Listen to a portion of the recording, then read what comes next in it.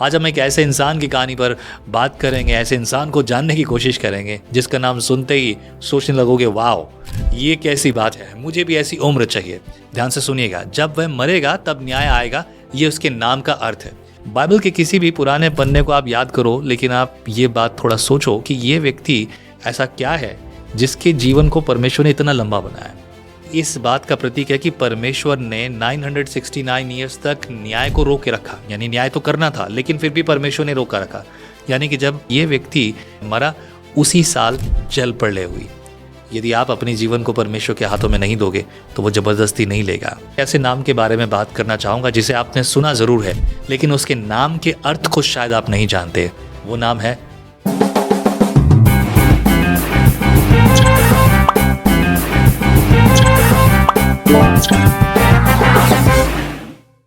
Praise the Lord जय मसीह की। स्वागत है आपका।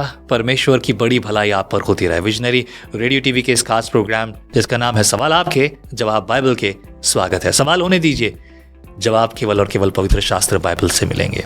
आज आपको मैं एक ऐसे नाम के बारे में बात करना चाहूंगा जिसे आपने सुना जरूर है लेकिन उसके नाम के अर्थ को शायद आप नहीं जानते।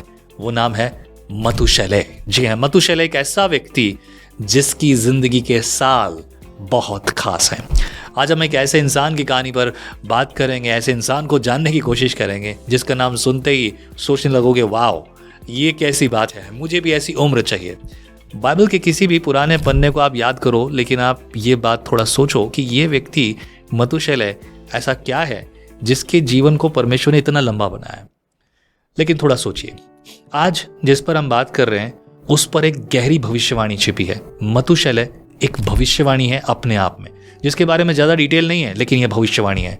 बाइबल में लिखा है कि मतुशेलह सबसे अधिक जीने वाला इंसान है, 969 ईयर्स। उत्पत्ति की पुस्तक उसके 5वें अध्याय के 27 पद में लिखा है मतुशेलह के कुल जीवन के वर्ष 969 वर्ष के हुए। वह मर गया।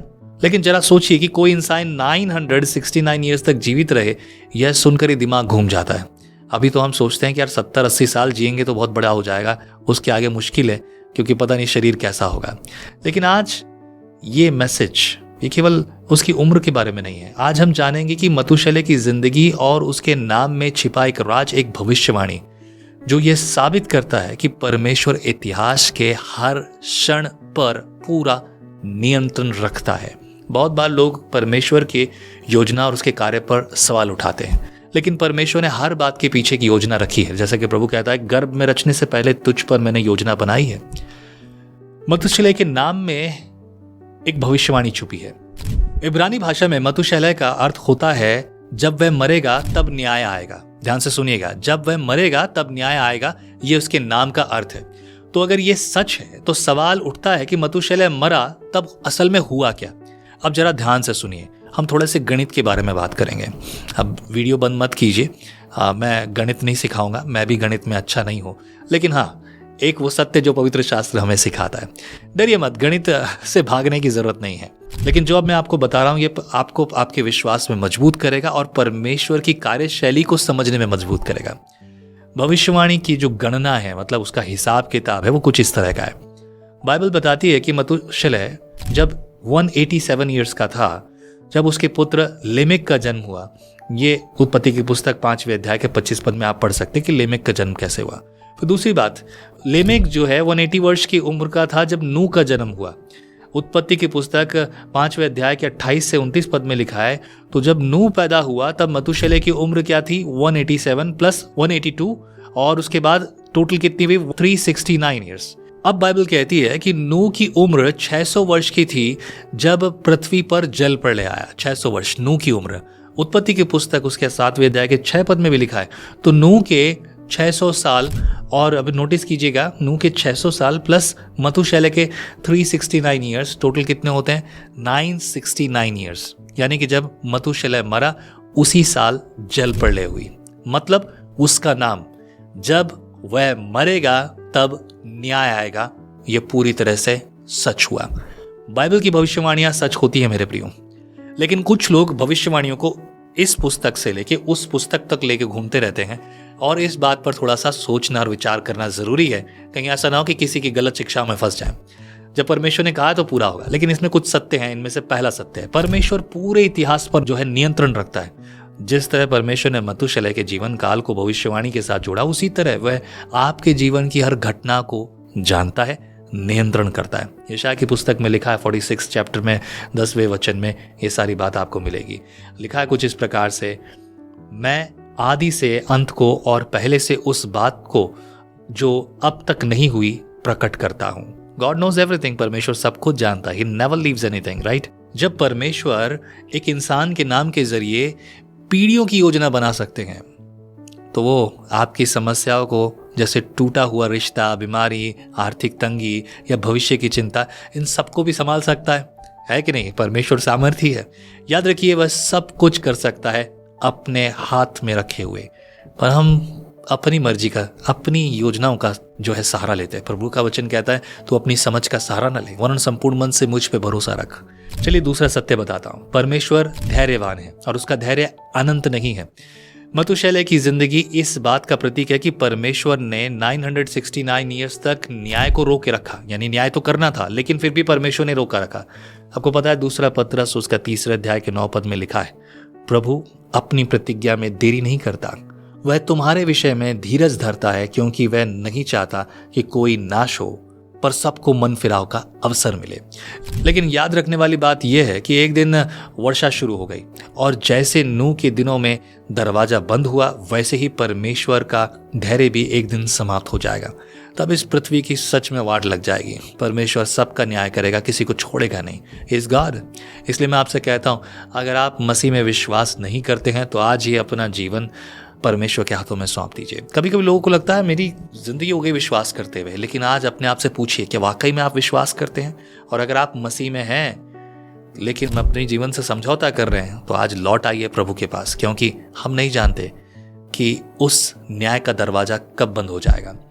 समय शायद बहुत थोड़ा है, हमने ज्यादा उस पर सोचा नहीं, लेकिन आज सोचने का मौका ये वीडियो आपको देता है। तीसरा सत्य क्या है, थोड़ा सा इस पर भी बात करते हैं। क्या आप उस नाम के योग्य जीवन जी रहे हैं जो परमेश्वर ने आपको दिया है? वो जो कुछ दे रहा है उसके पास उद्देश्य है, लेकिन क्या आप वैसे उद्देश्य से जी रहे हैं? ये सवाल पूछिए अपने आप से। मथुशेलह ने अपने नाम के अर्थ को पूरी रीति से निभाया। आपका नाम क्या है? अगर आप यीशु मसीह में विश्वास करते हैं तो बाइबल कहती है यूहन्ना की पुस्तक उस 1 अध्याय के 12 पद में, जो उसे ग्रहण करते हैं उन्हें वह परमेश्वर की संतान होने का अधिकार देता है। यू गॉट हिज ग्रेस, आपको उसका अनुग्रह मिला है, दया मिली है, परमेश्वर की कृपा मिली है कि अब आप उसकी संतान होने के अधिकार को प्राप्त कर चुके हैं। प्रेरितों की पुस्तक उसके 11 अध्याय के 26 पद में भी लिखा है, शिष्यों को सबसे पहले मसीह कहा गया। कहाँ? अंताकिया में। अभी अंताकिया में जब शिष्यों को मसीह कहा गया, सो ये कोई कॉम्प्लीमेंट नहीं था, वाह तुम लोग मसीह लोग हो, बल्कि ये एक गाली जैसा था। यू क्रिश्चियन पीपल, तुम मसीह लोग। आज भी लोग इसी रीति से बात करते हैं। मैंने बहुत से लोगों को सुना है, मैंने कभी ऐसा पर्सनल महसूस नहीं किया, लेकिन हाँ, मसीह के नाम पर लोग चिढ़ते हैं और इस नज़रिए से देखते हैं। कई जगहों पर मैंने लोगों को झुकाया है, लेकिन कभी कभी लोगों ने मेरे साथ भी ऐसा व्यवहार किया है। तो क्या आपकी जिंदगी मसीह को दर्शाती है? क्या आपके शब्द, व्यवहार और निर्णय मसीह की गवाही देते हैं? जो भी कुछ आप करते हैं, क्या उससे मसीह की महिमा होती है?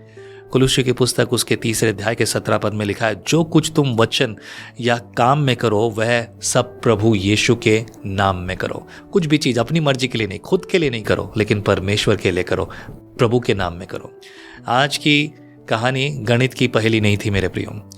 यह इस बात की गवाही है कि परमेश्वर हर चीज पर नियंत्रण रखता है, रखना भी चाहता है। यदि आप अपने जीवन को परमेश्वर के हाथों में नहीं दोगे तो वो जबरदस्ती नहीं लेगा। वो धैर्यवान है, लेकिन न्याय भी करता है। जब वो न्याय के लिए उठेगा तो छोड़ेगा नहीं बापू। एनीवे, और उसने आपको एक नाम दिया है, परमेश्वर की संतान है आप, जिससे आपको जीना है। चलिए उसके नाम की महिमा बनाइए, उसकी गरिमा को याद रखिए, अपने जीवन से उसकी महिमा कीजिए, अपने जीवन से मसीह यीशु की महिमा कीजिए। तब आप अपने जीवन में परमेश्वर के कार्य को और उसकी योजना को पूरा होता देखेंगे। This is how the God wants, प्रभु यही चाहता है। सिर्फ ये जिंदगी की शुरुआत कीजिए, यीशु के नाम से कीजिए। यदि आपको इस वीडियो से प्रेरणा मिली है तो इस वीडियो को औरों को भी शेयर कीजिए, लाइक कीजिए, सब्सक्राइब कीजिए। एंड यदि आपको प्रभु से प्रेरणा मिली है तो हमारी सेवकाई के लिए नीचे लिखे नंबर्स पर आप हमें ऑफरिंग भेज सकते हैं। यदि आप मुझसे बात करना चाहते हैं तो सिर्फ व्हाट्सएप पर वॉइस मैसेज भेज दीजिए या फिर लिख कर भेज दीजिए, फ़ोन मत कीजिए। समय मिलते ही मैं आपके मैसेज का खुद व्यक्तिगत जवाब दूंगा, आपकी प्रार्थनाओं को मैं करूंगा। प्रभु आपके जीवन में कार्य करें। आमेन। Be blessed in Christ. Praise the Lord. जय मसीह की।